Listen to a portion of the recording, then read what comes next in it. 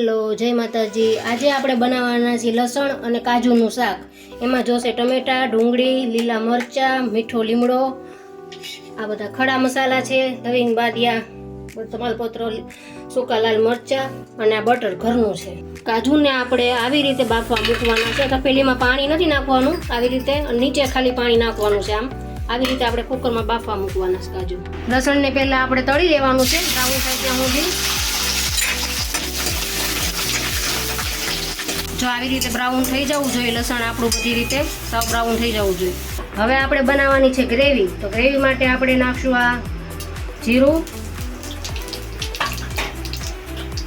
હિંગ નાખી દેશું, હળદર, આ બધા ખડા મસાલા, ડુંગળી, લસણ, બધી વસ્તુ જ્યારે બધું નાખી ગ્રેવી બનાવવાની છે આપણે। એટલે 2-3 પાંદડા લીમડાના ઘણી વાર એને સકડાવા દેવાનું છે, પછી એની ગ્રેવી બનાવી નાખવાની આપણે। હવે આપણે આને લઈ લેવાનું છે મિક્સરના જારમાં। ગ્રેવી કરવા માટે બધું મિક્સરના જારમાં લઈ લેવાનું છે।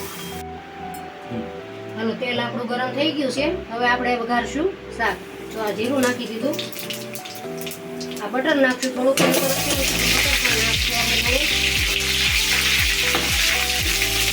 પછી આપણી ગ્રેવી તૈયાર થઈ ગઈ છે, એ આપણે નાખી દઈશું।